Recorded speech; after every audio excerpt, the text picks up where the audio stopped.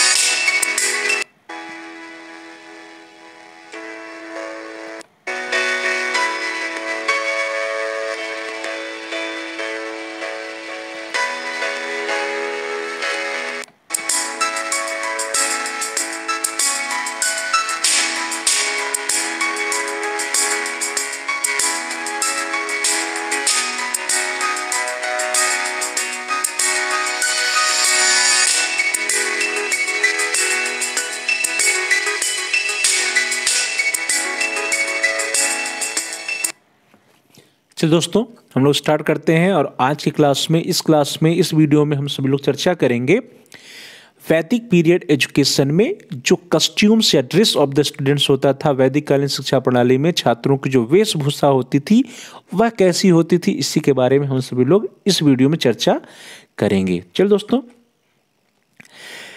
हम सभी लोग जैसा जानते हैं कि जो यज्ञोपवीत संस्कार या जिसको हम लोग बोलते हैं प्रिय विद्यार्थियों उपनयन संस्कार के द्वारा छात्रों का वैदिक कालीन शिक्षा प्रणाली में उच्च शिक्षा में प्रवेश होता था।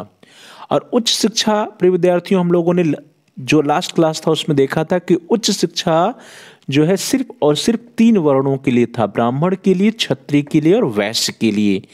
जो शूद्र वर्ण है उस वर्ण के लिए उच्च शिक्षा की कोई भी व्यवस्था वैदिक कालीन शिक्षा प्रणाली में नहीं हुआ करती थी। तो प्रिय विद्यार्थियों, जो छात्रों की वेशभूषा की बात करेंगे तो जो छात्रों की वेशभूषा थी प्रिय विद्यार्थियों वैदिक कालीन शिक्षा प्रणाली में तीनों वर्णों के छात्रों के लिए अलग अलग हुआ करती थी।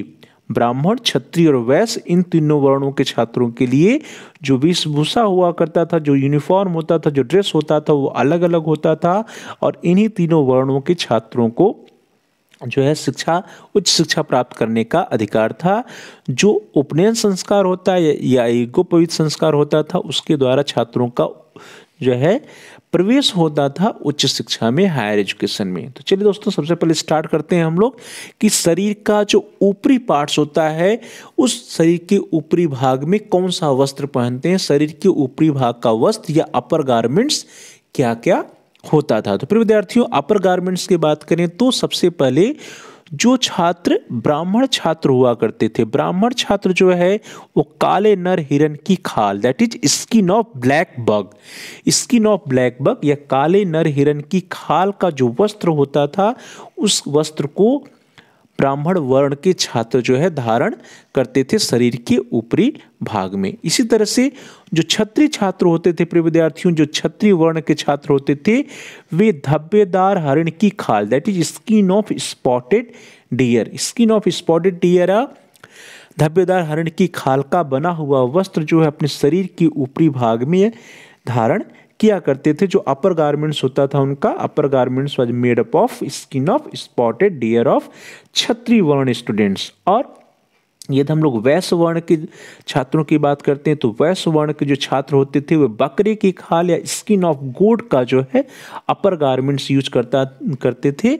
बकरे की खाल का बना हुआ शरीर के ऊपरी भाग का वस्त्र वैश्य छात्रों के लिए होता था। तो फिर विद्यार्थी इस तरह से हम लोग देख सकते हैं, आपकी स्क्रीन पर है कि जो छात्रों की वेशभूषा थी उसमें ऊपरी वस्त्र या अपर गारमेंट जो होता था, ब्राह्मण के लिए काले नर हिरन की खाल स्किन ऑफ ब्लैक बक का, क्षत्रिय के लिए धब्बेदार हरण की खाल या स्किन ऑफ स्पॉटेड डियर का, और वैश्य के लिए बकरे की खाल या स्किन ऑफ गोट का जो है अपर गारमेंट्स हुआ करता था।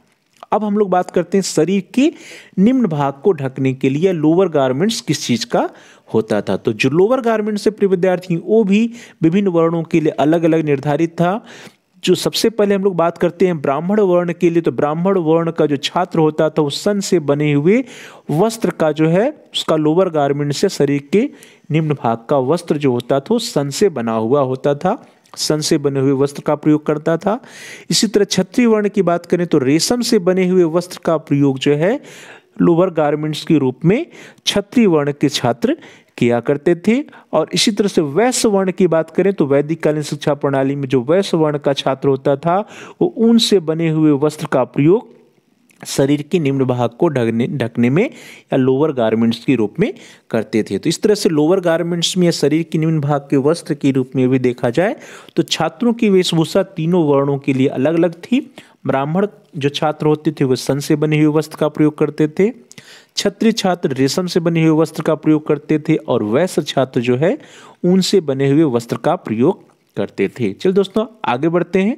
अगला है मेखला का प्रयोग जो है छात्र करते थे। प्रिय विद्यार्थियों मेखला जिसको हम लोग कमरबंद बोलते हैं या करधनी बोल सकते हैं, पेटी बोल सकते हैं, इसका भी प्रयोग जो है वैदिक कालीन शिक्षा प्रणाली के जो छात्र थे वे करते थे।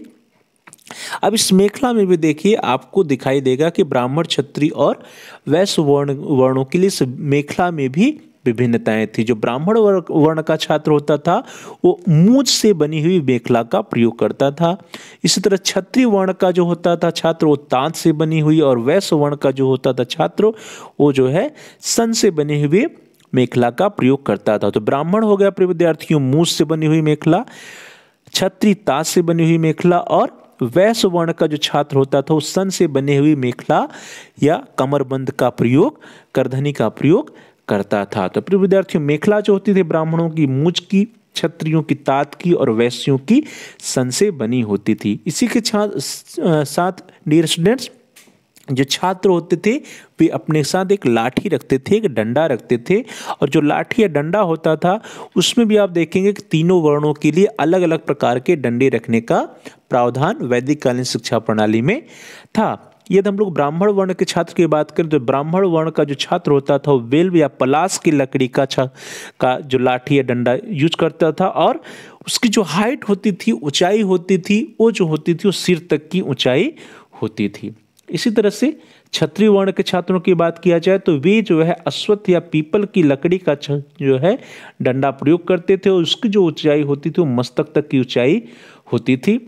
इसी तरह से वैश्य वर्ण के लिए बात किया जाए तो पीलू या एक कांटेदार वृक्ष की लकड़ी का प्रयोग वे अपने साथ करते थे, वे अपने साथ रखते थे, और उसकी ऊंचाई जो है वो नाक तक की ऊंचाई हुआ करती थी। तो प्रिय विद्यार्थी इस तरह से देखा जाए तो छात्र जो तीनों वर्ण के छात्र होते थे उन तीनों वर्ण के छात्रों के लिए जो लाठी या डंडा होता था उस लाठी या डंडे के प्रकार में अंतर था। ब्राह्मण जो बेल या पलास की लकड़ी का करता था, क्षत्रिय अश्वत्थ या पीपल की लकड़ी का, और वैश्य जो होते थे कांटेदार वृक्ष की लकड़ी रखते थे, और उन लकड़ियों की जो हाइट होती थी, ऊंचाई होती थी, वो ऊंचाई भी तीनों वर्ण के छात्रों के लिए अलग अलग हुआ करती थी।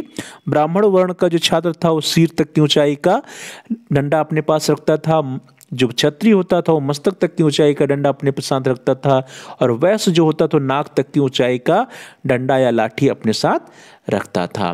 तो प्रिय विद्यार्थी इस तरह से हम सभी लोगों ने देखा कि जो छात्रों की वेशभूषा होती थी वैदिक कालीन शिक्षा प्रणाली में वो तीनों वर्ण के छात्रों के लिए अलग अलग हुआ करती थी।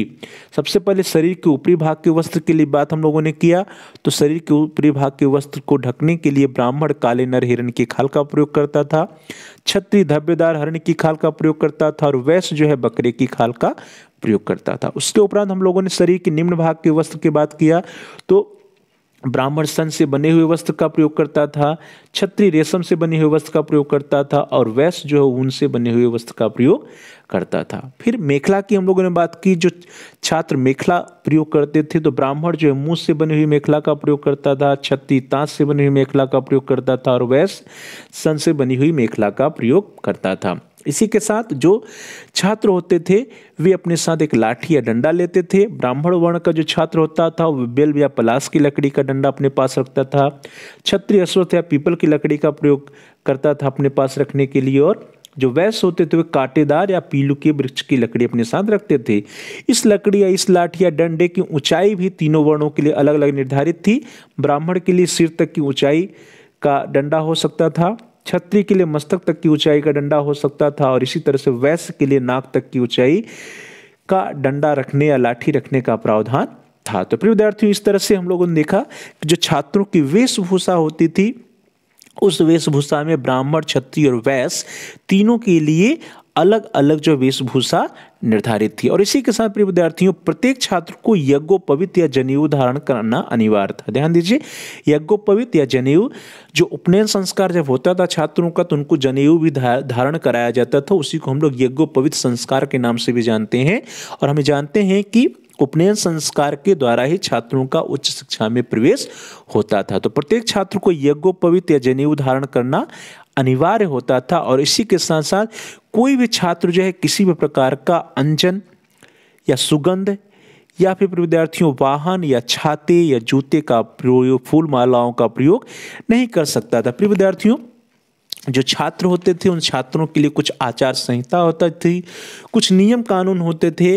उन नियम कानून में प्रमुख नियम कानून था कि वे किसी भी प्रकार का अंजन या काजल या सुरमा का प्रयोग नहीं करेंगे, किसी भी प्रकार का सुगंधी का, स्प्रे का, डिओड्रेंट का जो आजकल लोग यूज करते हैं तो उस प्रकार का किसी सुगंध या डिओड्रेंट का प्रयोग, सेंट का प्रयोग नहीं करेंगे।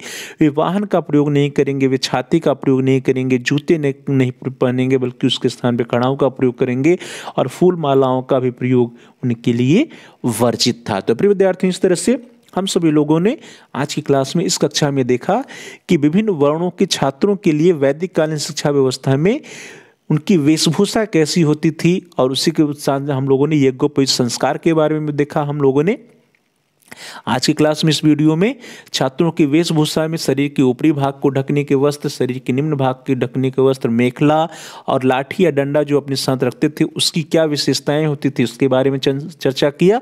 और यह देखा कि छात्रों को जनेऊ धारण करना अनिवार्य था और छात्रों को अंजन, सुगंधी, वाहन, छाते, जूते और फूल मालाओं का प्रयोग करना वर्जित था। तो thanks for watching. Thanks to all of you. Please like, share and comment on the video. Also subscribe the channel. प्रिय विद्यार्थियों, आप इस वीडियो को लाइक करिए और इस वीडियो को अधिक से अधिक अपने दोस्तों में, फ्रेंड सर्किल में, मित्रों के साथ, सहपाठियों के साथ शेयर करिए जिससे कि वे भी इस वीडियो का लाभ उठा सके, उनका भी अध्ययन कार्य सुचारू रूप से आगे बढ़ सके। और साथ ही साथ आप इस वीडियो पे कमेंट्स भी कर सकते हैं।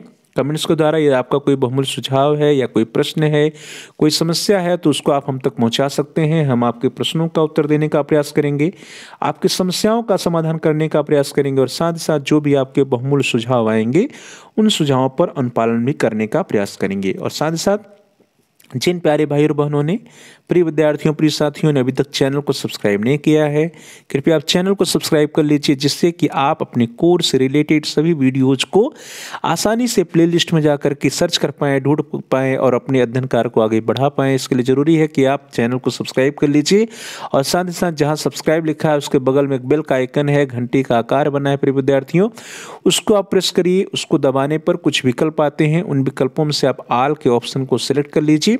इससे यह होगा कि आपके कोर्स से रिलेटेड जितने भी नए वीडियोज आएंगे उसकी सूचना, उसकी नोटिफिकेशंस आपको समय से मिल जाएगी और आपका कोई भी वीडियो मिस नहीं होगा। तो thanks for watching, thanks to all of you. आप सभी लोगों का बहुत बहुत धन्यवाद।